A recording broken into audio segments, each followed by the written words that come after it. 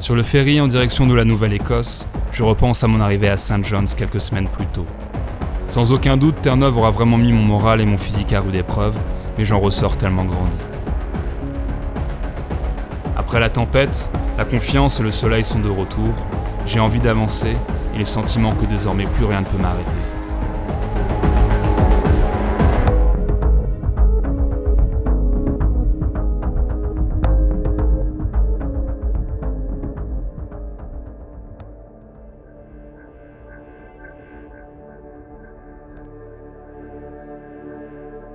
Avec mes nouveaux compagnons de route québécois, nous arpentons les routes du Cap-Breton.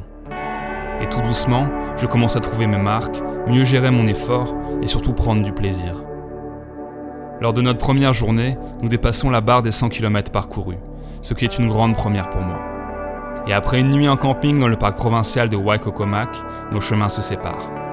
Ils prennent la route du nord vers le Québec et moi celle du sud-ouest en direction d'Halifax. Au cours de ces 4 jours en solo à travers la province, je roule à mon rythme, j'en profite pour m'arrêter au bord de la route, discuter avec les gens, me laisser porter par l'imprévu. En passant dans certains villages isolés, j'entrevois la complexité de la protection environnementale à une échelle locale. Notamment à la vue de ces panneaux, marquant l'opposition des pêcheurs à la mise en place de zones de protection maritime dans la région.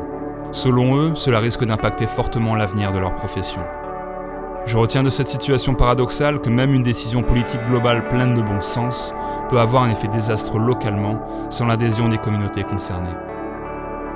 C'est drôle comme parfois le destin fait bien les choses. À peine arrivé à Halifax, j'ai la chance d'assister à une conférence sur le Green New Deal, avec en tête d'affiche David Suzuki, figure emblématique de l'écologie au Canada et en quelque sorte l'équivalent de Nicolas Hulot en France.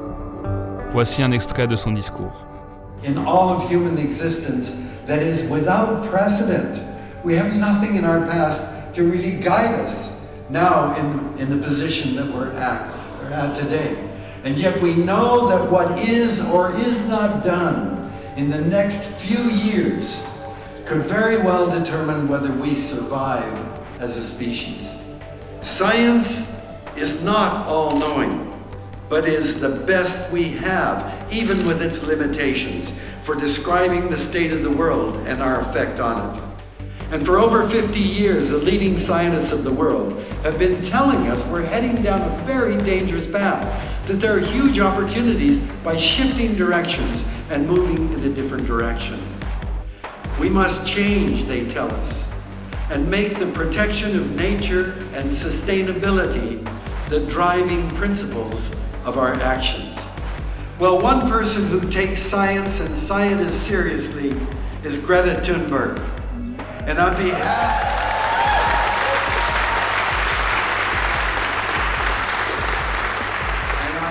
of her generation and all those that will follow, she has called out politicians who say they are taking action while emissions continue to climb. And so she has galvanized young people whose very lives and future are now at stake, and calls on parents and teachers and grandparents and everyone who loves their children to make their future the highest priority. It has to be done.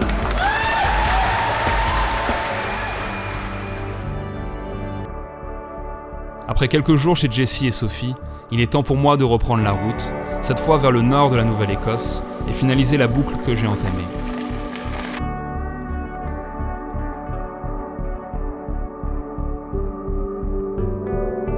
Sur le bord de la route, je rencontre Louis, qui m'invitera dans sa maison familiale lors d'une journée pluvieuse. Pour ensuite me diriger vers Tata Magouche, chez Juliette, ancienne collègue et désormais amie, qui a quitté Toronto avec sa famille pour acheter une parcelle de forêt dans un petit coin de paradis. Leur défi est immense, inspirant, et s'appuie sur une quête de sens qui fait écho à la mienne.